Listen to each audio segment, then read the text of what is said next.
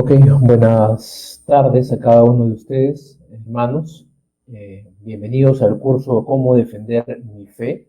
Soy el profesor anciano de la Misión Bíblica Bautista Dulos, el hermano Leonardo Tello, así que vamos a estudiar este lindo curso que básicamente el curso trata básicamente de la apologética, así que vamos a estar viendo una introducción a la apologética y después algunos términos en todo el curso, razones por las cuales debemos de defender nuestra fe y un tópico muy interesante que vamos a verlo a continuación. Esta es la portada que aparece ahí justamente en sus pantallas de cómo defender mi fe.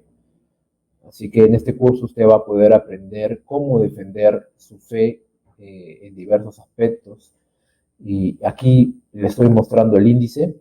Vamos a ver acerca de una introducción, que es lo que vamos a ver ahora en la sesión 1. Después vamos a hablar y explicar de una manera filosófica la existencia de Dios y también basado en las Escrituras, el problema de la existencia del mal, la veracidad de las profecías bíblicas también para defender todo esto acerca del Mesías y de las profecías por venir, la confiabilidad de las Escrituras también, porque las Escrituras son confiables, la existencia de los milagros, que también es importante para poder entender, ¿no? Mucho del ateísmo siempre están refutando los milagros que suceden en la Biblia como cosas no creíbles o como hechos que son hechos que no pueden ser probados científicamente. Pero vamos a hablar también de eso.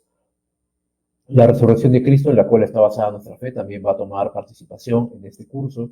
Las religiones del mundo, vamos a hacer un repaso muy breve, muy superficial con respecto a todas las grandes religiones del mundo y también vamos a tratar de defender la fe cristiana con respecto a estas religiones del mundo.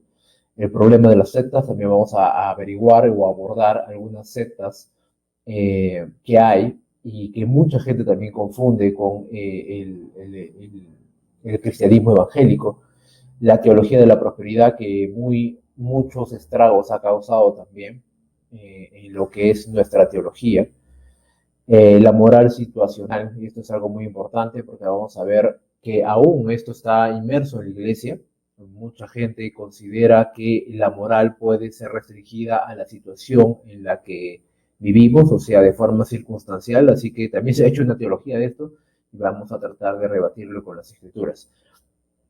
Y por último, ya finalizando el curso, vamos a estar viendo otras distorsiones del Evangelio, cristianos que están a favor del aborto, cristianos que están a favor del movimiento LGTBI, aún iglesias homosexuales, el sincretismo que hay también, que es una mezcolanza de ideas añadidas a la fe cristiana, y el judaísmo evangélico también, ¿no? Muchas iglesias que tienen una influencia de israelitas en la iglesia y muchos abrazan esas doctrinas o enseñanzas que no tienen nada que ver con las escrituras. Así que también eso vamos a verlo ya finalizando este curso. Así que va a ser muy interesante este curso, así que yo les invito a que puedan perseverar en todo lo que vamos a estudiar y para que usted pueda tener un conocimiento mucho más profundo de la verdad de Dios. Así que vamos a comenzar con nuestra primera sesión y es la apologética cristiana. Así que vamos a tratar de pensar un poquito en esto y entender por qué es que el creyente necesita la apologética, por qué el creyente debe estar inmerso en la defensa del evangelio. ¿Acaso Dios no puede defenderse por sí solo? Bueno, Dios nos ha dado el privilegio de poder contender por nuestra fe. Justamente hay un verso que coloqué aquí en el manual, que usted seguramente ya lo tiene en sus manos, y se encuentra en Judas capítulo 1, versículo 3. Dice así la Escritura: amados, por la gran solicitud que tenía de escribiros acerca de nuestra común salvación, me ha sido necesario escribiros exhortándoos que contendáis ardientemente por la fe que ha sido una vez dada a los santos. Está hablando aquí Judas en su única epístola que escribió, nos habla de que el creyente debe de estar preparado para presentar defensa de la esperanza que tiene en su propio corazón. En la carta de Judas estaba dirigida también a los falsos maestros. Hay un contenido bastante fuerte de un hombre de Dios que defiende la fe de forma férrea. Así que vamos a notar que Judas está en contra de estos falsos maestros que distorsionan el evangelio. Así que, ¿cuál es su posición como creyente? Ser un buen apologeta, un buen defensor de la verdad de Dios, ¿sí?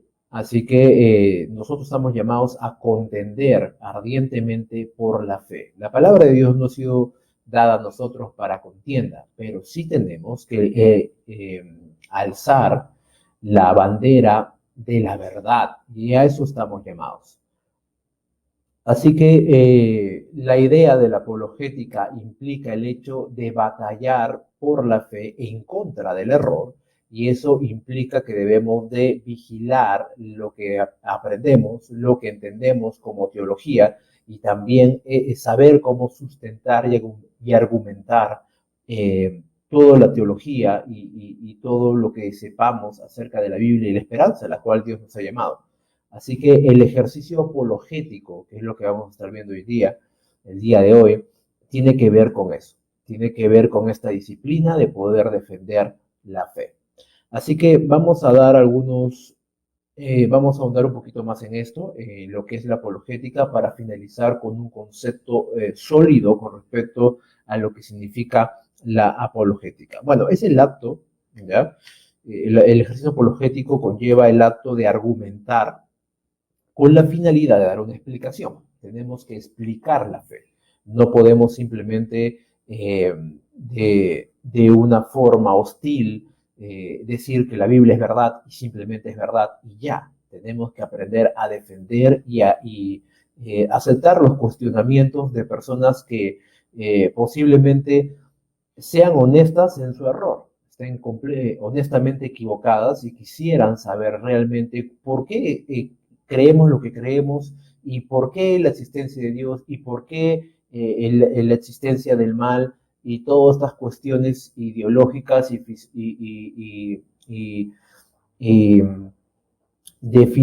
filosóficas que hay en nuestra mente, ¿no? Y en nuestra cultura. Así que el acto del ejercicio apologético conlleva la idea de poder explicar, presentar defensa sobre la posición o el sistema de creencias que nosotros podemos tener como creyentes. Así que el mismo término, el mismo vocablo griego, que es la palabra apología, de donde viene nuestra palabra latina apologética, tiene que ver con el hecho de explicar para responder.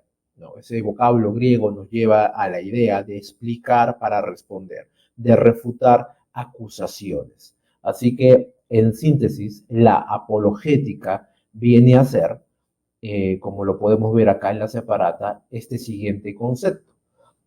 Vamos, justamente lo voy a subrayar para que usted lo pueda ver con toda la tranquilidad del mundo, y es la disciplina que consiste en ofrecer y presentar defensa y evidencias de la veracidad y de la confiabilidad de la fe cristiana. Así que tenemos que explicar, ofrecer sin ser hostiles, defensa, presentar evidencias, presentar defensas, a fin de que la escritura, que ya es veraz, pueda ser veraces para otras personas, puedan verlo como verdad y puedan confiar en ella. Así que el ejercicio apologético es un ejercicio muy fino en el cual nosotros presentamos la verdad de Dios sustentada para que el hombre pueda entender. Obviamente, la apologética no puede prescindir del poder del Espíritu Santo para el correcto convencimiento cuando nosotros aplicamos el ejercicio apologético. Así que no simplemente es hablar, sino que aún con ello, como lo verán en el video que envié como recurso adicional, la apologética se ayuda de la teología. Así que necesitamos una correcta teología para presentar una correcta apologética y aún en ello depender del poder del Espíritu Santo para convencer a aquellos que pidan razón de nuestra esperanza, como dice Primera de Pedro, y eso lo vamos a ver más adelante. Así que para poder desterrar algunas ideas importantes con respecto a la apologética no exime de valor al evangelismo. La evangelización no presenta un versus con la apologética. Mucha gente ha pensado en esta situación y considera que el evangelismo y la apologética están enemistados, lo cual es completamente un error. ¿Por qué razón? Porque recordemos que cuando evangelizamos o presentamos el Evangelio, tenemos que hablar de los hechos de Cristo, no solamente de la persona de Cristo, sino de sus obras y de los hechos que están alrededor de la vida del Jesús histórico. Así que tenemos que saber no solamente del Jesús divino que nos presenta las Escrituras, sino también del Jesús histórico, de todo lo que envuelve la vida de nuestro Señor Jesucristo. Así que el Evangelio trata no solamente de las palabras de Jesús, sino de la persona de Jesús. Y cuando explicamos estas cosas, muchas dudas quedan en el aire. Así que el ejercicio apologético acompaña al evangelismo para poder presentar defensa y esclarecer las zonas oscuras que no se puedan entender de la persona de Jesús y de sus obras. Así que la apologética tiene dos aspectos importantes que debiéramos resaltar, y uno es el aspecto defensivo y el aspecto ofensivo. ¿En qué aspecto la apologética es defensiva? Porque defiende la veracidad de la historia de Cristo, de sus palabras y de su caminar. Mientras que por otro lado, la apologética lo que hace es, de modo ofensivo, es atacar el error. No ataca a la persona, ataca el error. Por ejemplo, uno de los errores en los tiempos de la iglesia primitiva es que Jesús no era humano. Se negaba la humanidad de Cristo. En los tiempos de la iglesia primitiva había una herejía creciente en aquellos tiempos, y era que se negaba la humanidad de Cristo porque se decía que si Cristo hubiese muerto en la cruz y hubiese sido humano, pues era igual que Dios muriera. Así que como Dios no puede morir, Jesús no podía haber sido humano. Y así como eso, hay muchas herejías que se levantaron en aquellos tiempos, en los tiempos de la Reforma, y aún en estos tiempos hay muchas herejías y aún sectas que han comenzado con una teología más o menos pura y se ha ido desvirtuando hacia el error. Así que, ¿en qué sentido el evangelismo y la apologética cumplen una dinámica perfecta en esto que hemos dicho? Por ejemplo, si nos pusiéramos a pensar en que Cristo no podía morir porque si no hubiese muerto Dios, bueno, ahí podemos responder en estos dos aspectos de la apologética de forma defensiva y de forma ofensiva. Vamos a defender la humanidad de Cristo. Cuando la Escritura dice claramente que el Verbo se hizo carne, Juan capítulo 1. La Biblia también nos explica, Pablo nos habla en Filipenses capítulo 2, que fue necesario que el Hijo de Dios se hiciera en semejanza de hombre. El libro de Hebreos también habla lo mismo, que era necesario hacerse semejante a nosotros. Así que la Escritura habla mucho de la humanidad de Cristo.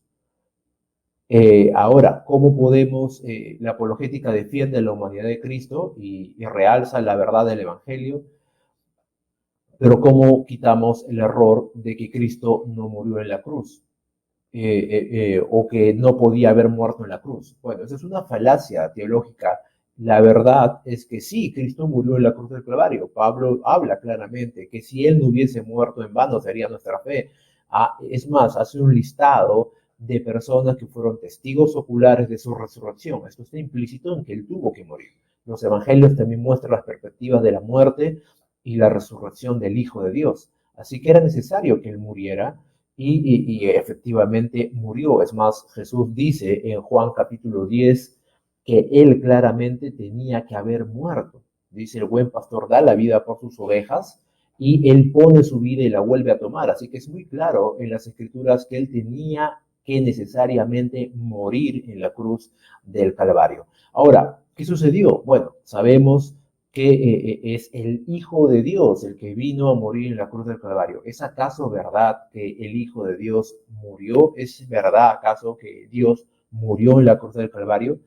Bueno, como lo dice Filipenses capítulo 2, y ahí vemos lo que en teología llamamos la kenosis o el vaciamiento de Cristo, y es que el Hijo de Dios, a pesar de ser deidad, no estimó ser igual a Dios, y ahí habla de la sustancia, de la forma, de Dios, sino que ¿qué hizo? Se revistió de carne, se revistió de carne. Entonces, ¿qué sucedió? La parte humana de Cristo fue la que efectivamente, en semejanza de nosotros, en representación de nosotros, murió para una correcta expiación y una suficiente sustitución,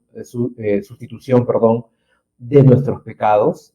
Y obviamente la parte divina volvió a traer a la vida al Hijo de Dios. Efectivamente, Cristo murió en la cruz, pero fue su parte humana, más su parte divina no murió, porque el Hijo de Dios, que es inmortal, no puede morir. Así que ahí la apologética nos ayuda no solamente a defender la realidad de la verdad de las Escrituras, sino también a atacar el error. Así que ahí vemos la dinámica importante entre el evangelismo y la apologética. Así que está completamente desterrado que la apologética puede oponerse en cierta medida al evangelismo. No, más bien la apologética acompaña el evangelismo para una correcta presentación de la fe y del evangelio.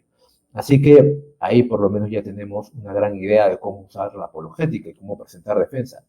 La segunda pregunta que vamos a hacer, porque ya hemos hecho la primera, que es la apologética, la segunda pregunta que vamos a contestar en este video es: ¿para quién es la apologética? ¿Para qué personas está hecha la apologética? ¿Quién debería inmiscuirse en este ejercicio apologético? ¿Qué mentes podían acaparar esta gran disciplina? Bueno, la apologética ha sido creada o nos ha sido dada para todos los creyentes. Tú y yo podemos ser apologetas, dependiendo de nuestra disciplina, estudiosos y adecuados para presentar la verdad de Dios, mientras tanto nosotros nos dispongamos a obedecer. ¿Por qué? Vamos a ver en las Escrituras hasta 3 razones en las cuales el creyente debe de inmiscuirse en la apologética. La primera razón que vamos a examinar se encuentra en Primera de Pedro, capítulo 3, versículo 15. Permítame que le lea este pasaje para que podamos entender lo que la Escritura nos quiere decir. Es nuestro primer enunciado. Primera de Pedro, capítulo 3, versículo 15. ¿Qué dice la Escritura? Dice: si no, santificad a Dios el Señor en vuestros corazones y estad siempre preparados para presentar defensa con mansedumbre y reverencia ante todo aquel que os demande razón de la esperanza que hay en vosotros. Entonces, ¿qué está diciendo Pedro aquí? Dice: no tengas temor, ten confianza, santifica al Señor, no te avergüences ni tengas temor de ello, sino que muestra glorioso al Señor en tu corazón y en tus acciones, no teniendo miedo, sino siempre estando preparados. Ahí vemos el imperativo de estar siempre dispuestos y solícitos en poder hacer qué, presentar defensa. Y ahí se utiliza la palabra griega, en la palabra defensa, el vocablo apología, que es donde sacamos nuestra palabra latina apologética. Así que lo que está diciendo Pedro acá es: no tengas temor, sino presenta, sea un apologeta.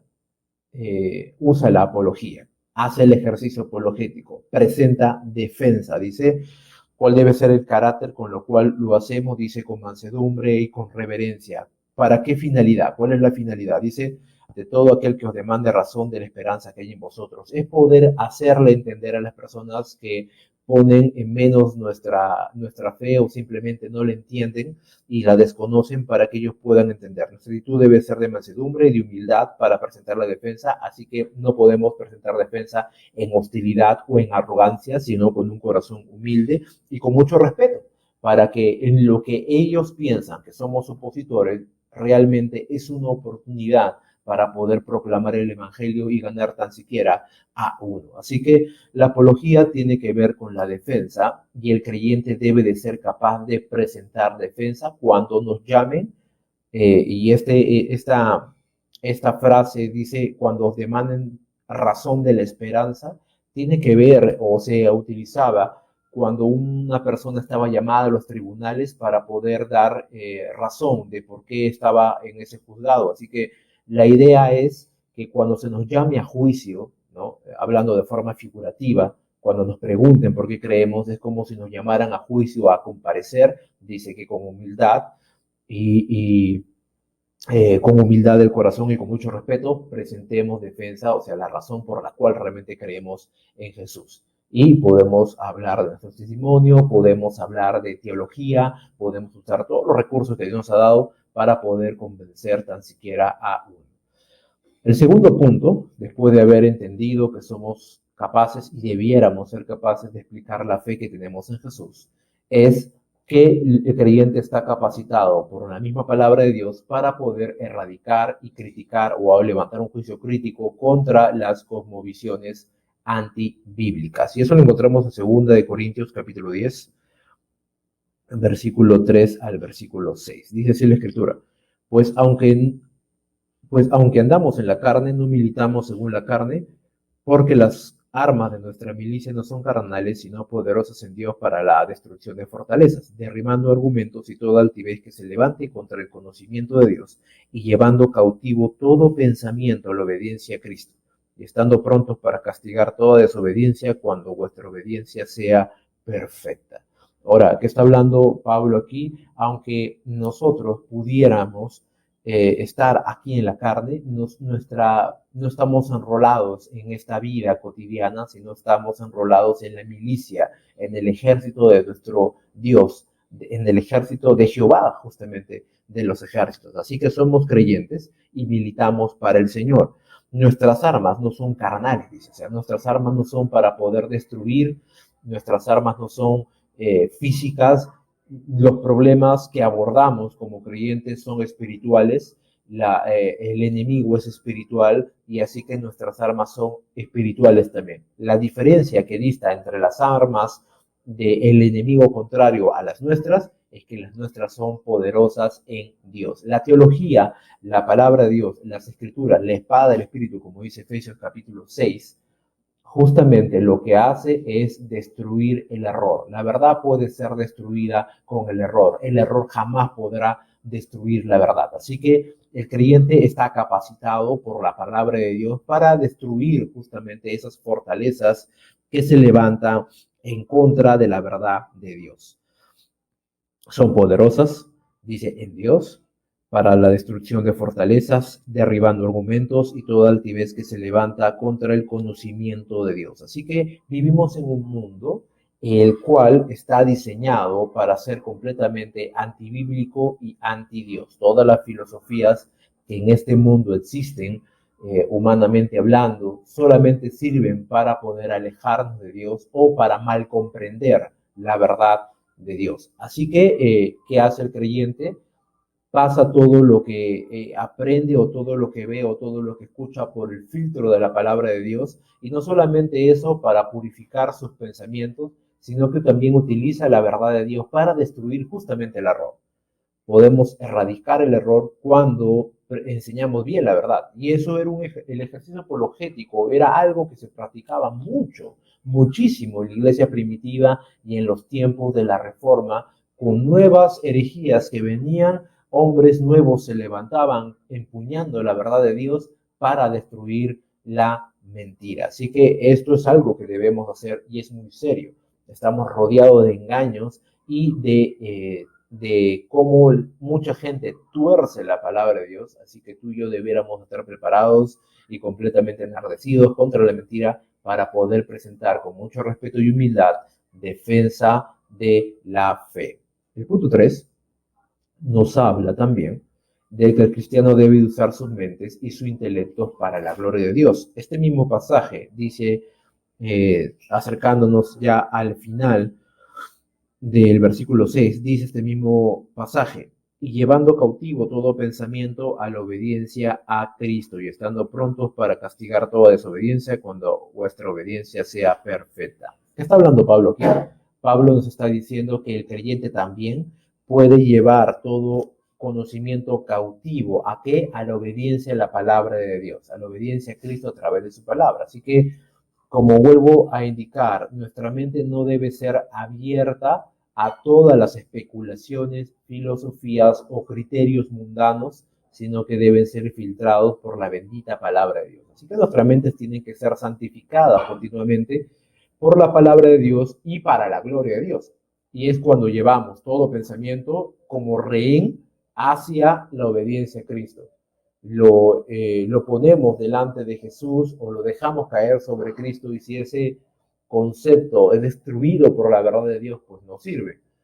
Si se edifica, es porque es correcto. Así que siempre nuestro filtro y nuestra norma de conducta y nuestra guía va a ser la palabra de Dios para poder desterrar la mentira. Hay innumerables pasajes que nos llaman a usar nuestros intelectos para la gloria de Dios. Romanos capítulo 12, versículo 2 nos habla de no moldarnos a este mundo, sino renovándonos nuestra mente. Así que es importante también eso.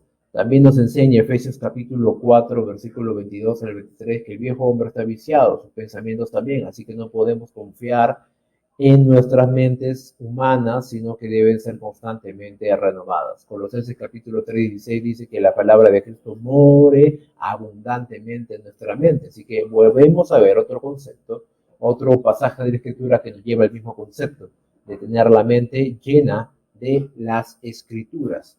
Segunda de Pedro capítulo 3, versículo 18, finalizando la carta del apóstol Pedro, nos llama que tenemos que antes bien crecer en el conocimiento y en la gracia de Dios. Así que nos lleva también a aprender cada día más. Y finalmente, la Escritura también, en las palabras de Jesús, nos llama a amarle a Él con nuestras mentes. Así que es necesario usar nuestras mentes para glorificar a Dios. Así que el estudio apologético es una muestra de amor a nuestro Señor.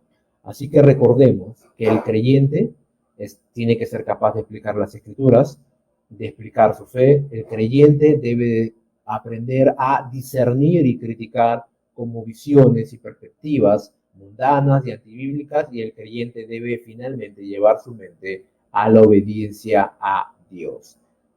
Y la tercera pregunta que vamos a abordar para finalizar este estudio es: ¿por qué algunos creyentes rehuyen el ejercicio apologético? ¿Por qué algunos creyentes tienen temor aún de la misma palabra, apología? ¿No? Suena muy técnico, muy académico. Así que, ¿por qué muchas personas y muchos creyentes en general rehuyen al ejercicio apologético o a entender la apología y poder usarla para la gloria de Dios? Por tres razones que hemos enlistado aquí en esta ficha. Y la primera es que la apología racionaliza la fe y la niega.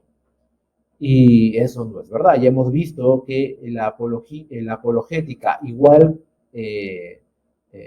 también como un rumor, o como una falsa creencia, mejor dicho, acerca de la teología, se decía mucho tiempo que la teología es muy fría, ¿no? Igual la apologética. Y eso es lo más errado del mundo. La teología habla del discurso de Dios. Teología, teos, Dios, logía, discurso. Así que cuando aprendemos teología, estamos aprendiendo acerca de lo que Dios tiene que decir. Así que si despreciamos la teología, despreciamos lo que Dios tiene que decir. La teología solo nos brinda la sistematización de la verdad de Dios, que la encontramos en la Biblia en abundancia. Solamente lo reúne por tópicos, lo que podemos encontrar no en un orden lógico en las Escrituras. Así que, y la apologética es el desempeño del ejercicio de defender esas verdades. Así que no es nada que no salga de la Biblia. La apologética no debiera estar separada de las Escrituras. Así que no puede racionalizar la fe y mucho menos negarla, porque está basada justamente en la palabra de Dios. En la apologética lo que nos da es recursos para defender y utilizar en base a argumentos la teología. Y ya sabemos que la teología es lo que sabemos acerca de nuestro Dios, que a su vez está basada en las Escrituras. Así que de primer plano lo que hacemos es defender la veracidad de algo que ya es verdad. Así que la apologética no puede ni racionalizar la fe ni negarla, mucho menos eso. Eso es decir que niega la fe, es una completa mentira, una completa falacia. Segundo punto, la apologética, bueno, si la uso, dice el enunciado, tendré problemas. Bueno, vas a tener problemas solamente por ser creyente, ¿no? Ya que has creído en Jesús, desde ya plano vas a tener problemas. Jesús en sus discípulos, en uno de sus tantos discursos, le dijo a Pedro, cuando estaba para ir a Jerusalén y Pedro le dice, por favor, Señor, no permitas que eso te acontezca, ¿no? Más bien, vela por tu propia vida. Y bueno, Jesús voltea y lo mira y le reprende duramente y le dice, Pedro, no, le dice, apártate de mí, Satanás, porque tú no pones la mirada en las cosas del cielo, sino en las terrenales. Y le hablaba a Satanás, tentando a Pedro, para que Jesús velara por su propia vida y no consumara la voluntad y el plan redentor del Padre, que era entregarse en la cruz del Calvario por nuestros pecados. Seguidamente, después de esa amonestación, Jesús le dice, todo aquel que quiera hallar su vida la perderá y todo aquel que la pierda por causa de mí la hallará. Todo aquel que quiera seguirme dice, tiene que tomar su cruz y ir en pos de mí. Así que el simple hecho de ser creyente implica que tendremos problemas con las huestes del infierno, problemas en este mundo, porque vamos a ser siempre, y como lo dije en algunos estudios que he brindado, contraculturales. Así que utilizamos la Biblia para poder gestar una buena relación a nuestra propia cultura y creamos una cultura, un estilo de vida completamente diferente y aún hasta antagónico con el sistema de creencias de este mundo. Así que inevitablemente tener problemas, no solamente por la teología, sino por el hecho de ser creyente. Así que si tienes temor de usar la teología, la teología y aún la apologética, tienes temor de usar la apologética por temor a los hombres, bueno, yo te diría que aún deberías tener temor por ser creyente, a menos que no seas un creyente firme. Así que si eres un creyente firme, vas a saber que vives para la gloria de Dios y no vas a tener temor de los hombres. Así que no te va a costar mucho trabajo aprender apologética. Y tercer punto, la apologética es para mentes académicas. Si bien es cierto, cuando aprendemos teología y aprendemos más de la Biblia y aprendemos, obviamente, la apologética, utilizaremos algunos enunciados y tecnicismos propios de la rama de la apologética, pero eso no significa que tienes que ser un erudito con un coeficiente intelectual de más de 150 para poder comprender la apologética. Basta que tengas tu Biblia a la mano y tengas ardiente deseo por aprender la palabra de Dios. El Espíritu Santo te va a llevar a poder hacerlo bien. Hay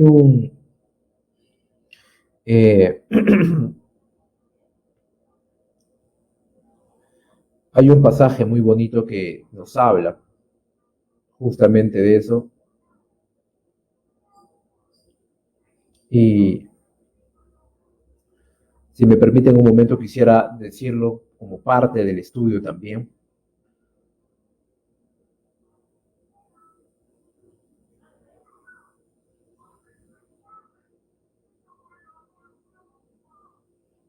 Y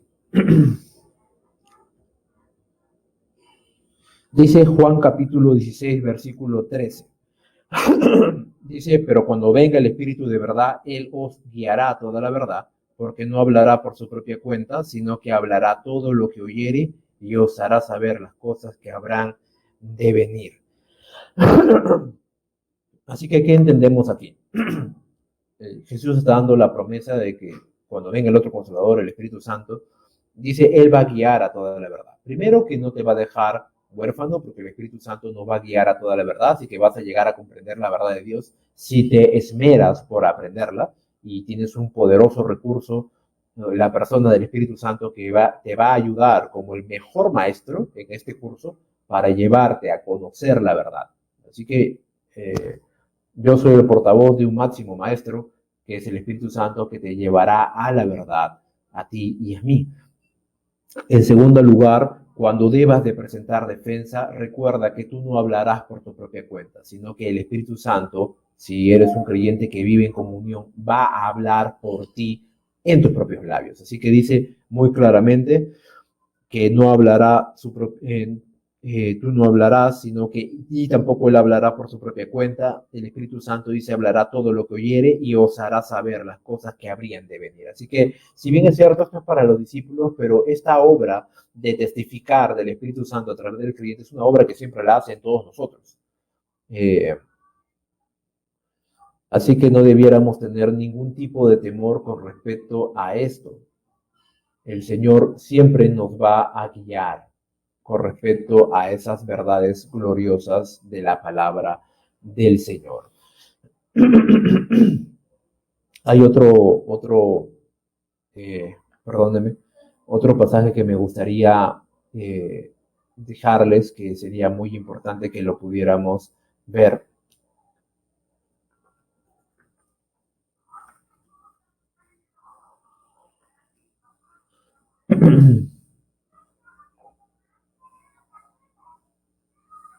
Dice acá en Marcos capítulo 13.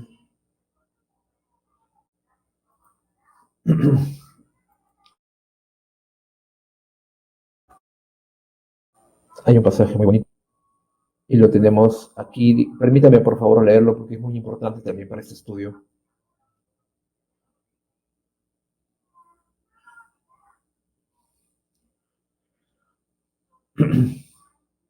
Dice Marcos capítulo 13, versículo 11, pero cuando os trajeren para entregaros, no os preocupéis por lo que habéis de decir, ni lo penséis, sino lo que os fuere dado en aquella hora, eso hablad, porque no sois vosotros lo que habláis, sino el Espíritu Santo.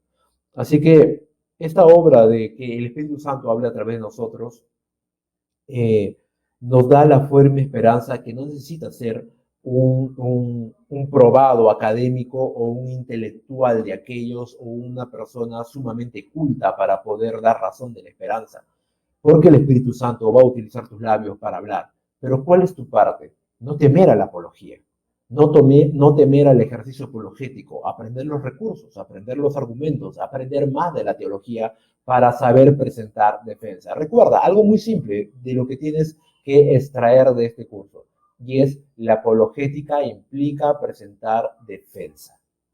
Así que si abres tu Biblia y la lees, si aprendes teología, vas a presentar una correcta apologética. Así que, amados hermanos, bienvenidos a este curso. Esta fue la introducción. Dios los bendiga mucho y así que nos estaremos viendo en un próximo video. Cuídense mucho.